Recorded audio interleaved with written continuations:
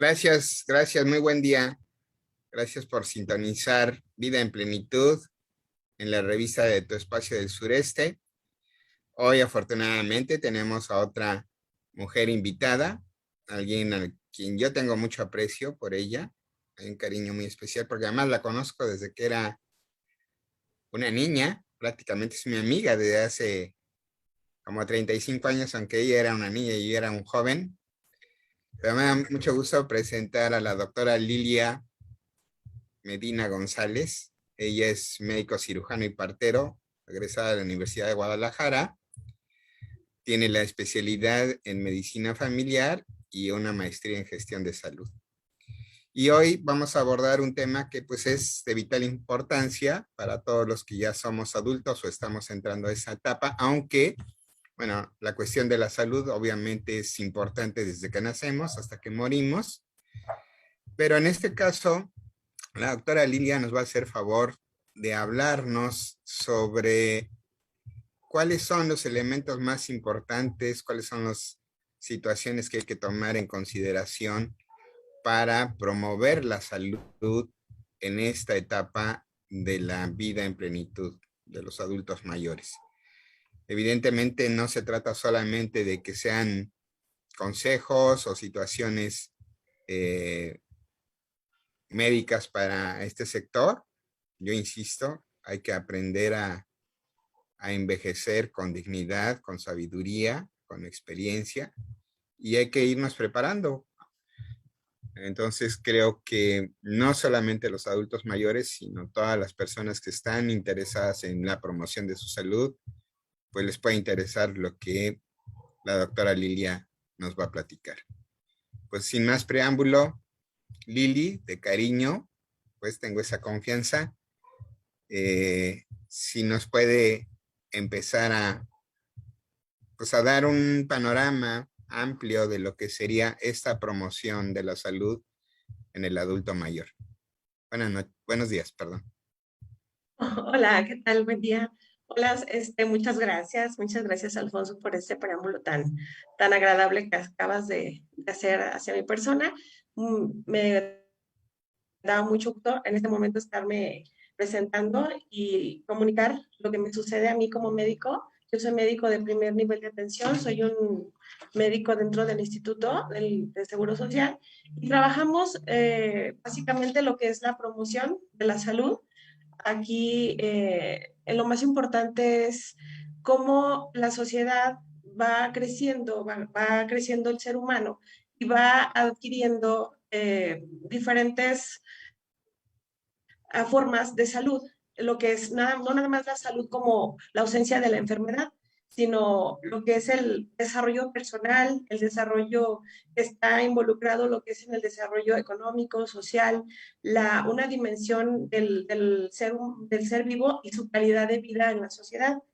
Para eso, lo que es la promoción de la salud se ha enfocado el primer nivel de atención, que es básicamente donde yo trabajo, en lo que es la promoción de salud.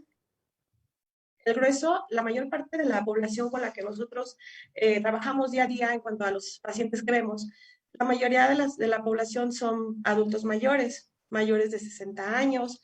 Se puede considerar aproximadamente un 70% de nuestra población que atendemos son personas ya de adultos mayores. Se ha procurado mucho lograr en todos estos pacientes una integración en cuanto a sus factores sociales. Los médicos familiares nos enfocamos mucho en lo que es el ambiente en el que el paciente se desenvuelve, cuáles son sus factores sociales, sus factores familiares, la acción que tiene la acción política en cuanto a, a favorecerle a estas personas la promoción de la salud. La promoción de la salud básicamente es enfocarnos en que la buena salud añade vida a los años. O sea, en incrementar la calidad de vida, favorecer la calidad de vida de las personas desde, desde que nacen hasta que mueren, todo lo que es su desarrollo de vida. Crear o sea, sus principales cualidades son crear entornos saludables, en su... No, tuve una... Ya, creo que ya. Sí, ¿sí me ve bien? Sí, Ok, perdón, creo que me salí tanto, me sacó tantito. Crear entornos saludables en su ambiente, sus redes sociales, en la sociedad, en la comunidad en donde viven, cuidarnos los unos a los otros, los individuos, básicamente es buscar de qué manera podemos interactuar cada persona y apoyar unos a otros. Siempre hay unos que requieren más apoyo que otros. Conservar los recursos naturales, constituir una sociedad responsable de unos a otros, salud, provocar lo que es la salud o favorecer la salud en el medio ambiente, favorecer los estilos de vida saludables, las culturas que adopta cada población, fortalecer lo que es la acción comunitaria, son básicamente parte de los programas que se requieren para promover la salud, involucrar a las comunidades y capacitar a las comunidades para poder orientar a las personas de acuerdo con los recursos con los que se cuenten, ¿sí? Conocer las oportunidades de salud con las que se cuenta la población, con las que cuenta el individuo, ya que no todos tienen acceso a, directamente a un seguro social, a un ISSSTE, pero que sí existen otras oportunidades que hay para poder adquirir lo que es la salud, valorar el soporte financiero de cada individuo, desarrollar habilidades que les ayuden a personales que les ayuden a favorecer esas necesidades, a obtener esas necesidades que cada individuo tiene. Hay que capacitar a la población, básicamente, prepararla a lo largo de su vida, desde el nacimiento. Capacitarla es promover de esa manera la salud, capacitando al individuo a prepararse y a potencializar sus habilidades para tener una buena calidad de vida. Básicamente es empoderar al ser humano, al individuo. Se involucran muchas entidades, lo que es el gobierno, la sociedad, pero principalmente el individuo para mejorar y controlar su salud. El individuo es el que principalmente, cada persona debe de preocuparse por ver qué clase de vida, qué clase de senectud o qué clase de vejez quiere llegar a tener, ¿sí? La salud de la gente, de cada persona, va a depender de su vida cotidiana, de dónde aprenden, en dónde trabajan, cómo juegan, cómo aman. Se dice que el anciano o el envejecimiento llega a partir de los 60 a los 65 años, basándose en la premisa de que es la edad en la que actualmente pues, las personas se pensionan, se jubilan. De esta manera se está basando para poder tomar, como esa es una edad donde inicia el envejecimiento. Pero el envejecimiento va a depender ya de cada persona. Es inevitable que el cuerpo si tenga un envejecimiento, un cambio celular, un cambio orgánico, si hay disminución en muchas áreas en el organismo, pero principalmente está en cómo la persona mentalmente va adquiriendo esa edad, esa madurez y cómo ellos van desarrollando ciertas habilidades para poder llegar a esa etapa de una forma exitosa, una vejez exitosa. Entonces, se comenta, bueno, estaba viendo un poquito que el promedio de la calidad el promedio de vida en México, de acuerdo al CONAPO, como fuente del 2021, las mujeres tienen un promedio de vida de 78 años, más que el hombre. El hombre tiene un promedio de vida de 72 años. Entonces, siempre es importante tomar en cuenta que pues, no, hay ciertos factores físicos o de cada individuo que hace, de acuerdo al sexo, la diferencia. Hay muchos factores hormonales que pueden favorecer esta situación. Vamos a tomar, bueno, quise comentar un poquito sobre algunos bueno, este tema, como para meterlo dentro de la ciencia, de la medicina, vamos a hablar unos conceptos. En este caso, quiero hablar un poquito de la gerontología, lo que es la gerontología, que es la ciencia que estudia el proceso de envejecimiento de cada ser vivo en la sociedad. Y básicamente esta es una ciencia. La geriatría como tal es una rama ya de la medicina que se encarga de analizar toda la cuestión clínica del individuo, las cuestiones terapéuticas, las cuestiones preventivas de rehabilitación y de recuperación en el anciano. Eso ya es como tal la especialidad de geriatría. Los médicos de primer nivel no tenemos esa especialización, pero sí estamos instruidos en, como tendremos el grosor de la población mayor, de adultos mayores, tenemos la obligación de saber manejar esta situación, este tipo de grupo etario, lo que es, no somos geriatras especializados, pero sí tenemos la obligación de atender esto. Nosotros vemos a los pacientes, cada mes les damos seguimiento, nosotros los médicos de primer nivel de atención somos los que nos encargamos de tener más acercamiento en el paciente en cuanto a conocer incluso su tipo de vida, cuáles son sus redes de apoyo, con quién viven, cuáles son las personas de sus familiares con quien viven, si viven solos, de qué forma obtienen sus recursos económicos, cómo es su habitación, qué tipo de vivienda tienen, todo lo que es con lo que ellos cuentan, la sociedad en la que viven, si tienen familiares, vecinos o quiénes son las personas que los apoyan en cuanto a sus necesidades. El Eh, enveje, eh, sí. aquí, quisiera preguntarle,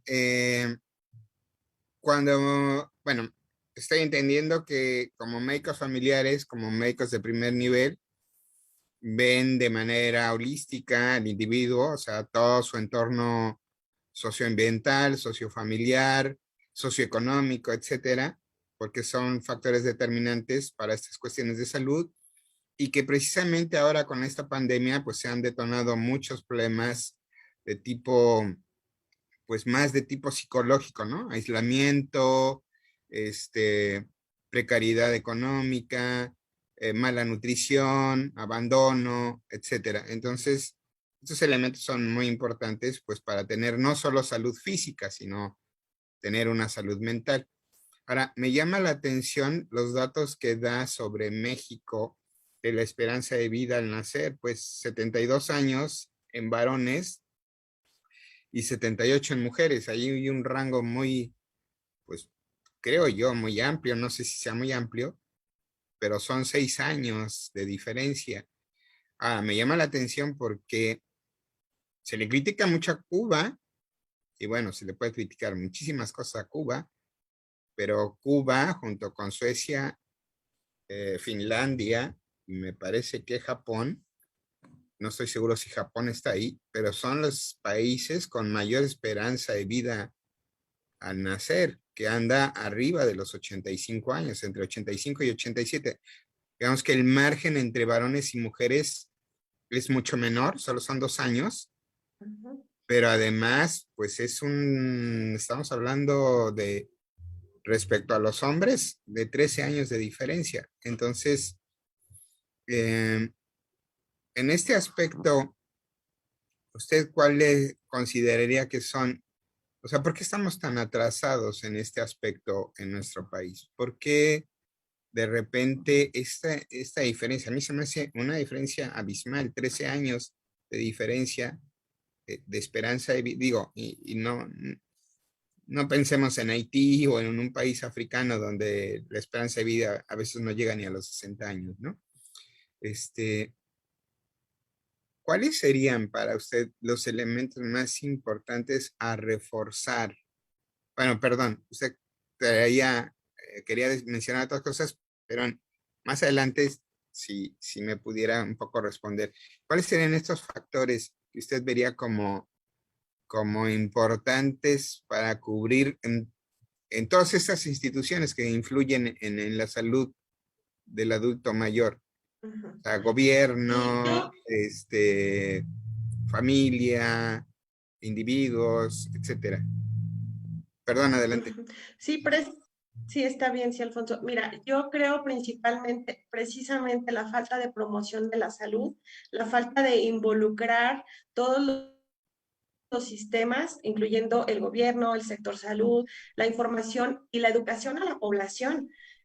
Normalmente hay, bueno, yo en lo personal sí veo que no se involucra mucho las familias, simplemente las personas se preocupan muy poco por su salud, por cómo llevan su vida. Se preocupan la mayoría de las personas en lo que es el brullo de la sociedad, de las actividades, de la adquisición económica, pero es muy poco lo que nos preocupamos en realidad por nuestra salud. Simplemente en nuestro país tenemos un alto nivel de obesidad, de descuido, de falta de ejercicio, de malos hábitos alimenticios que se ven desde la infancia. Creo que los gobiernos no se han preocupado mucho o les ha faltado involucrarse más en esa área de la salud, porque a final de cuentas, si se previniera desde un principio el individuo, si se preocuparan porque desde niños no tuvieran hipertensión, ya hay niños con hipertensión y obesidad desde chiquitos, hay estudios donde se ha tomado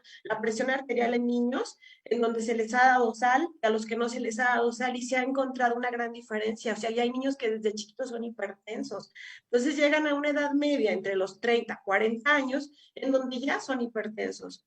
A mí me cuesta mucho trabajo entender por qué tan jóvenes son pacientes hipertensos. Y la obesidad no se diga, la resistencia a la insulina que se va desarrollando desde la infancia por el tipo de alimentación que se promociona en los medios, en las tiendas, en la tiendita de la esquina que venden pura comida chatarra. Pues todo eso hace que la población esté mal informada, aparte mal educada en cuanto a la alimentación. Creo que sí hace falta ese tipo de involucrar a la sociedad y aparte a los gobiernos, a los medios de comunicación, que nos metan más esa información, que nos hagan a las personas preocuparnos por la salud, por lo que viene, por nuestra edad, porque todos vamos a la vejez, todos vamos a eso.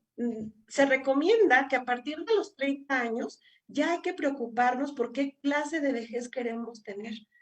Normalmente nos andamos preocupando hasta como la edad media, los 40 años, pero se recomienda a partir de los 35, 30, 35, estarse ya ahora sí involucrando en que si tienes obesidad, pues bajar de peso, que si no haces actividad física, pues empezar, que si no cuidas tu alimentación, consumes carbohidratos simples, complejos, ¿qué tipo de alimentación tenemos? Y esa información no la tenemos, normalmente no nos involucramos, no nos preocupamos. El tipo de alimentación que tenemos es rica en carbohidratos, la alimentación del mexicano es muy rica, pero rica en carbohidratos, en azúcares, en harinas, en sal, o sea, todo eso a final de cuentas nos va a afectar. No tenemos un estilo de vida saludable. La mayoría de los mexicanos, un grueso de la población, no tiene un estilo de vida saludable. Me encontré un dato interesante. Aún a pesar de todo esto, sí se espera que se duplique la cantidad de adultos mayores entre los años de 2000 al 2050. La población se espera que, bueno, esto es a nivel como que mundial, no hay por países, yo sé que hay países en donde tienen mejor calidad de vida y mejor expectativa de vida, por el tipo precisamente de vida que tienen, que ya lo tienen arraigado en sus culturas, pero se espera aproximadamente que la mayoría de la población arriba de los 60 años se duplique de un 11 a un 22% entre el año 2000 al 2050, o sea, todo lo que estamos ahorita viviendo. O sea que de 605 millones puede llegar a subir a los 2,000 millones de personas adultas mayores. Y se espera que para el 2050 se duplique se llegue a tener hasta 400 millones de personas mayores de 80 años. Ese es un dato interesante, pero no importa cómo llegar, porque nosotros tenemos ahorita también muchas facilidades con la tecnología, la medicina avanzada, los medicamentos, tenemos una amplia gama de tratamientos para diabetes, para hipertensión, pero no importa cómo el llegar, sino cómo llegamos a esa edad. ¿Qué clase de vejez queremos tener? qué clase de envejecimiento queremos tener. Si tomamos como premisa que el envejecimiento es un conjunto de cambios morfológicos, bioquímicos, fisiológicos en el organismo, sociales, en el individuo, incluso mentales a lo largo que se van adquiriendo a lo largo de su vida, ¿qué clase de envejecimiento queremos tener? ¿Sí? Entonces, sí es importante que nos enfoquemos en la premisa del aumento de esperanza de vida, ¿sí?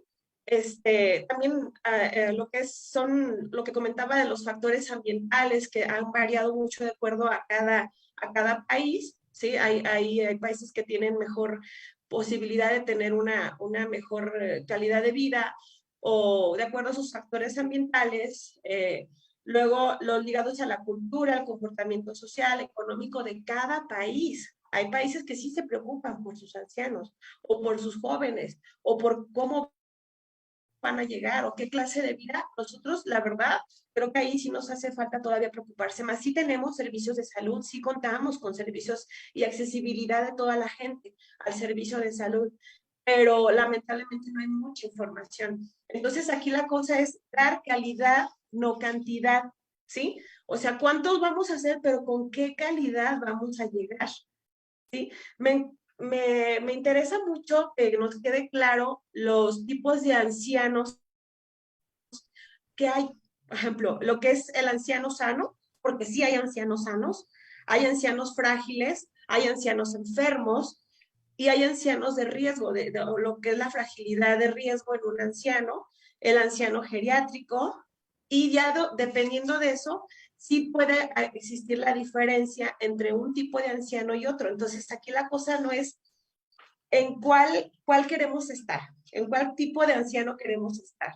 Si el anciano sano, que es el que tiene mayor de 60 años, es el anciano cuyas funciones físicas, sus características mentales y sociales están de acuerdo a su edad cronológica, pueden estar sanas. O sea, mayor de 60 años puedes estar sano. O sea, llegar a los 80, a los 70, puedes llegar con una buena salud, independientemente del envejecimiento normal de los órganos, de los tejidos, ¿sí? Y esto es un anciano que no tiene enfermedades crónicas, es un anciano que tiene un grado de funcionalidad orgánica adecuada y social, ¿sí? No tiene enfermedades o patologías adyacentes. Eso puede cambiar la diferencia entre un anciano sano y un anciano enfermo. Por ejemplo, se estaba viendo una cifra que me parece importante. Un paciente anciano mayor perdón, hipertenso, diabético, con una enfermedad crónica, puede llegar a disminuir su nivel de vida hasta 10 años en comparación con otros ancianos.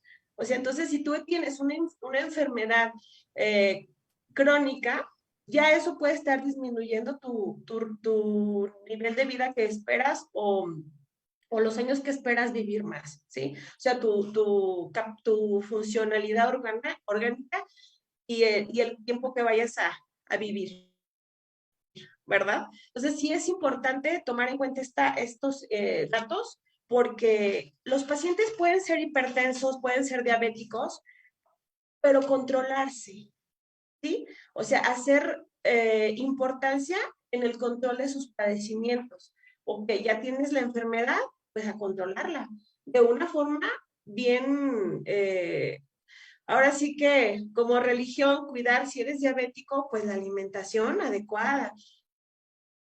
Si tienes obesidad, pues controlar el peso. Si eres una persona hipertensa, pues el consumo de sal, la actividad física, el apego a los medicamentos, a sus tratamientos, a las visitas rutinarias con sus médicos, ¿sí?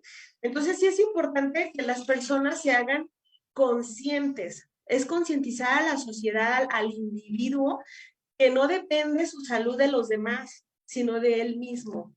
O sea, el problema del individuo es que le echa la culpa a todo, hasta el gobierno, ¿no? Pero en realidad somos nosotros los que tenemos que hacernos conscientes y ver qué es lo que queremos. Lo que sí, por ejemplo, el anciano enfermo. ¿Quién es el anciano enfermo? Es un anciano, es una persona mayor de 65 años, pero que ya tiene afección a órganos, ya sea de forma aguda o crónica, que tiene enfermedades crónico-degenerativas de diferente grado de gravedad, pero ya las tiene. Ese es un anciano enfermo.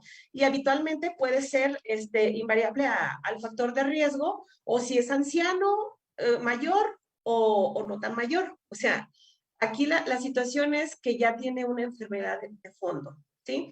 El anciano, lo que es el anciano frágil o el de alto riesgo, que también le llaman síndrome de fragilidad del anciano, ya es una persona mayor puede ser hasta mayor de 60 años. Lamentablemente ya se puede estar viendo incluso en menores de 60 años enfermedades que se esperaba que las tuvieran hasta después, pero ya hay personas que ya a los 40 y tantos, 50 años ya tienen esas enfermedades. Entonces ¿Cómo tienen, cuáles? ¿Cómo cuáles serían? pues los síndromes metabólicos, lo que es la hipertensión, la diabetes, la obesidad, la dislipidemia, ¿sí? Incluso ya se empieza a ver degeneración articular en personas jóvenes, en personas que ya tienen grados de artrosis en sus rodillas, en su columna, en sus brazos, en sus manos, independientemente que tengan artritis reumatoide o algún padecimiento de tipo autoinmune o más bien es como crónico degenerativos. Entonces ahí ya se involucra también los estilos de vida, la obesidad que está desde los jóvenes, ¿sí? Que ya empiezan que por la obesidad pues se desgastan sus rodillas más rápido, su columna, se empiezan a afectar más rápido sus articulaciones. Entonces, esas son las enfermedades que se ven más comúnmente en gente no tan, o sea, no mayor de 60 años, pero ya traen enfermedades de gente grande. El tipo de actividad física, incluso los ejercicios de alto impacto, ¿sí? Por ejemplo, los pacientes ya con fragilidad de riesgo, con el síndrome de fragilidad del anciano, normalmente son personas que se encuentran entre los 60 y los 80 años, que patologías ya crónicas, que ya han estado hospitalizados recientemente o en alguna ocasión, haber tenido confinados ya en su domicilio, ya están en su domicilio, ya no pueden salir tan fácilmente, personas que viven solas, pueden vivir situación de pobreza o padecer escaso apoyo familiar o económico, el endeudamiento reciente, personas que pueden tener enfermedades en fase terminal o displasias. El objetivo para estas personas es pues, básicamente promover la atención en el anciano, los familiares, ahí ya entran los servicios de salud, de trabajo social, que son quienes se involucran en saber cuáles son sus redes de apoyo, los familiares, porque hay muchos ancianos abandonados, hay muchos ancianos que sus familiares los dejan solo, los dejan en alguna casa ya de descanso y ahí los dejan, los abandonan. Y ahí eso también afecta mucho lo que es las emociones. Existe mucho la depresión en el anciano.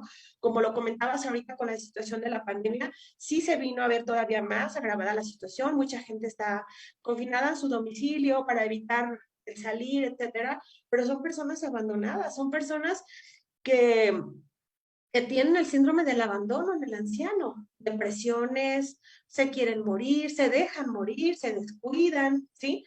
Entonces, lamentablemente, ahorita sí se ha venido a ver más esto con la situación de la pandemia. Es un problema de salud pública muy fuerte en nuestro país y pienso que a nivel mundial, porque definitivamente pues esto sí afectó a todos los países y la situación económica. Hay mucha gente que no trabaja, no tiene dinero, no puede pagar una renta, hay personas que no tienen acceso a un ingreso, pero al final económico y al final de cuentas pues están ahora sí que a expensas de que alguien vea por ellos. Y siempre esa situación, los familiares, los vecinos, las personas tienen que, ahora sí que están obligados pues a demandar esas situaciones, o sea, a demandar el apoyo hacia ese tipo de personas, y ahí es donde deben entrar el gobierno, todas las instancias políticas y de salud con las que se cuenta, de acuerdo a lugares donde se encuentren viviendo. Ese es un problema de salud muy fuerte a nivel de la sociedad. Por eso hay muchos incluso que no tienen acceso a los medicamentos, porque o no pueden ir a recibir sus medicamentos. Entonces, ahí sí se tiene que involucrar más a la sociedad. Ahora sí que es concientización de la sociedad. En esto que dice, bueno, yo no tengo un estudio en mis manos, pero una de mis hipótesis es de que la precariedad económica también influye mucho en la obesidad actual, porque aparentemente, aunque he visto que no, esto no es tan cierto también, aparentemente es más barato comerse, por ejemplo, en la Ciudad de México, que acostumbran a comer tortas de tamal, por ejemplo, Ahí eh, nada más masa. harina más masa, ¿no? Además, luego Ujú. son tamales fritos, el tamal de por sí ya tiene manteca y luego frito, pues chupa más grasa. En el caso de acá, estamos en Yucatán, pues la famosa tortita de cochinita, los albutes, los panuchos, que son cosas, digamos, baratas, entre comillas, y que llenan, ¿no? Bueno, además quiero aclarar que usted Ujú. está en Guadalajara, que está en Jalisco, entonces también ese tipo de hábitos, ¿no? Que tienen que ver, bueno, también con una precariedad económica, porque comprar fruta a veces parece como que muy caro, comer verduras, fruta, algún tipo de proteína que no sea la clásica, ¿no? Ujú. De pollo, carne de res, bueno, la carne de res es inalcanzable para muchos bolsillos, pero la de puerco. Pero hay otras proteínas, ¿no? Los Ujú. insectos, el conejo, aunque el conejo ya se ha vuelto muy caro, la rana, en fin, hay otro tipo aunque la rana también es muy cara, en fin, eh, cuando decía hacer promoción de la salud, como qué esperaríamos, qué tendría que hacer, qué tendríamos que hacer para promover nuestra salud, así en lo personal, en lo individual.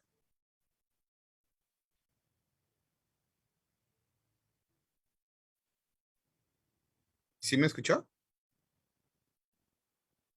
No, lo último no lo escuché bien. Tuve un problema aquí de, Eh, a ver, ¿Qué se puede hacer? ¿Sí me escucha? ya, ahora sí, tengo mejor recepción. Ajá.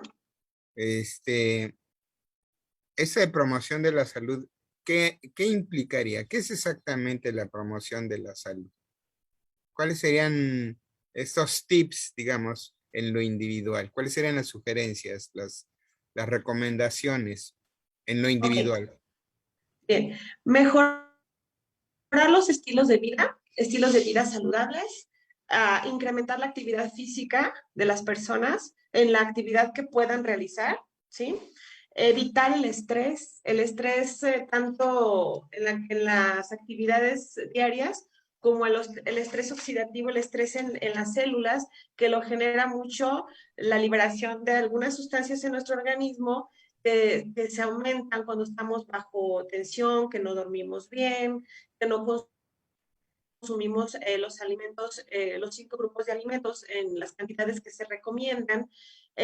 Por ejemplo, las personas que fuman, el tabaco es uno de los peores enemigos para la salud, también el alcoholismo, principalmente el consumo elevado de azúcares. Los 4 alimentos más dañinos, los grupos de alimentos que son más dañinos para la salud, serían las azúcares, sobre todo las azúcares refinadas, eh, lo que son los carbohidratos complejos, los malos, las grasas malas, las harinas, los lácteos y todos los derivados de los lácteos que afectan mucho al organismo, que en realidad no aportan nada importante para la salud del organismo. Los lácteos nada más son para los niños que están en etapa de amamantar, de lactancia y punto. Nada más. Nadie más debe de consumir lácteos. Ya ahorita ya hay otro tipo de lácteos, pero lácteos de origen animal por la caseína, que es muy dañina para algunos sistemas enzimáticos y digestivos. Y el consumo de sal, todos los condimentos, los alimentos que vienen enlatados, que tienen sodio, que traen para conserva, todos esos son malísimos para la salud. Sí se puede acceder, si se tuviera más información a la sociedad, sí se, o sea, por ejemplo, hacer spot publicitarios en donde se les diga que, por ejemplo, tú vas a la tienda y todo lo que te encuentras alrededor es muy poco los alimentos que sí pudieran ser sanos y son a veces más caros. Yo les he dicho a mis pacientes, si usted se compra 1 kilo de mandarina o 1 kilo de fruta o verduras verdes que tienen mucho magnesio, vitamina D, calcio, eso se ayuda mucho a las articulaciones, le sale mucho más barato que una bolsa de papitas o un alimento refinado, ¿verdad? ¿Cuánto gastamos en una pieza de pan? Simplemente las personas consumen mucho pan, mucha harina y mucho azúcar. Entonces se gasta más, se termina gastando más. ¿Pero por qué? Porque la gente no tiene información, la gente no sabe qué comer. Entonces eso hace falta, que nos informen a la sociedad, que se les dé más información a las personas. La gente dice, no, pues es que yo no me voy a poner a dieta porque a mí un cambio de dieta a mí me va a generar más gasto y termina siendo más gasto comer lo que siempre comemos. El maíz es importante y consumimos más harina que maíz, por ejemplo, ¿sí? O sea, las papas, los carbohidratos simples, las verduras, las frutas, sí hay que consumirlas, tampoco en exceso, porque todo contiene fructosa, contienen almidones, que al final de cuentas hay que tener ciertos controles en la alimentación, pero sí se puede informar a la población y eso ayudaría muchísimo. Favorecer un estilo de vida saludable sería también, pues, por ejemplo, buscar espacios para hacer ejercicio, para caminar, actividades simplemente que se puedan realizar en casa, ejercicios, exposición al sol durante el día. Este, podemos buscar consumir algunos suplementos en los alimentos. Por ejemplo, los omegas, el omega 3, 6 que se encuentran en los pescados, que sí son muy importantes en el atún, el salmón, la vitamina C, que es muy importante consumirla, a final de cuentas sí ayuda mucho para evitar lo que es el estrés oxidativo, que es a final de cuentas la forma como se van dañando los órganos, cómo se van deteriorando, ¿sí? La oxidación en los órganos. El zinc, que ayuda muchísimo a la función de ciertas hormonas y ciertas y articulaciones. Se ha promovido mucho el consumo del resveratrol, que es la semilla de la uva, ¿sí? Que ayuda mucho también a favorecer los sistemas cardiovasculares, de circulación, evitar formación de trombos, ¿ok? El vino tinto, o sea, consumimos otro tipo de bebidas, cuando en realidad podríamos tener más información y consumir otro tipo de bebidas. Por ejemplo, ¿qué más? Ayudar mucho a la actividad cardiovascular con ciertos suplementos alimenticios que sí favorecerían ejemplo, el consumo del hierro, el zinc, el selenio, la vitamina D, el magnesio. Sí, hay muchos suplementos que nos pueden ayudar a nuestros órganos a consumir el complejo B, básicamente B5, B2, B6, no todo el complejo, pero sí el complejo B, pues la biotina que ayuda mucho al fortalecimiento del cabello, de la piel. El ácido fólico básicamente pues se considera más en las mujeres en el embarazo, pero sí puede funcionar, puede ayudar. El consumo de cobre, el consumo de vitamina, no, la vitamina D que ya le he comentado, buenísima para las articulaciones, para la función de los huesos, para evitar el estrés oxidativo. Entonces, hay muchas cosas, muchos suplementos que podemos consumir en nuestros alimentos. Tener una educación en cuántas veces tenemos que comer al día. Se nos ha dicho que hay que comer muchas veces al día. En realidad no se necesita comer tantas veces al día.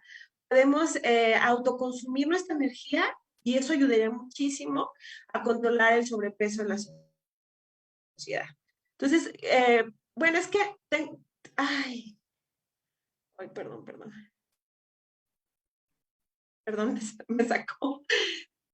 Tenemos mucha información para este tipo de tema La verdad quisiera hablarles sobre síndromes geriátricos, sobre cada órgano que pudiéramos ir viendo cómo se va deteriorando, cómo ir previniendo, por ejemplo, en cada órgano, cada sistema, cómo se va deteriorando y qué es lo que más se recomienda para enfocarnos, porque hasta la piel necesita cuidados. O sea, todo nuestro organismo necesita cuidados para evitar a lo mejor el envejecimiento prematuro, para tener una mejor promoción de la salud, mejor calidad de vida, un mejor envejecimiento. Entonces, definitivamente, sí, hay mucho que hablar de este tema tan interesante. Sí, desafortunadamente el tiempo nos está empezando a comer. Yo me gustaría invitarle para el próximo miércoles, porque creo que apenas nos está dando una probadita de lo que hay que hacer. Me quedo con algunas preguntas porque mencionó algunos elementos, selenio, cobre, etcétera. Y no, bueno, la próxima vez, si usted puede, si usted nos hace el favor de estar con nosotros, hablar de dónde podemos obtener estos elementos, porque yo Gracias. recuerdo que cuando estaba esta fiebre del SIDA, estoy hablando de los años 85, 80 y por allá, Ujú. decían, es que el cloro es bueno para evitar el SIDA, y hubo gente que se llegó a inyectar cloro en las venas, y bueno, obviamente se Ajá. murió. Y el cobre, pues obviamente no es mascar un cable, pues, ¿no? Que Ujú. tiene el alambre de cobre, sino dónde estarían, bueno, varias preguntas que se quedan para la semana que entra, Ujú. si nos hace favor. Esto que mencionaba Ajá. Sí, sí, claro, yo con mucho gusto. de los padecimientos geriátricos, o no sé cómo, ¿qué dijo? Algo de situaciones geriátricas, Síndromes geriátricos. Síndromes síndromes geriátricos. geriátricos, hablar sobre dónde o qué alimentos son ricos en estos elementos o cómo poderlos consumir. Y la otra que me parece muy importante, mencionó algo que es un alimento que lo tenemos muy arraigado en la dieta, y por lo que me dice, pues más bien lo deberíamos de eliminar, que son todos los lácteos, es decir, quesos, yogures, cremas, mantequillas, leche, porque en realidad, bueno, yo no consumo leche, pero me gusta mucho el queso, por ejemplo, como crema, y pues la crema es grasa, a final de, bueno, se supone que es la grasa de la leche, ¿no? Y lo que usted decía, la caseína, pues resulta que es una, ¿qué es? ¿Proteína enzima? ¿La qué, perdón? La caseína. La caseína, sí, es una molécula que contiene todos los productos lácteos de origen animal.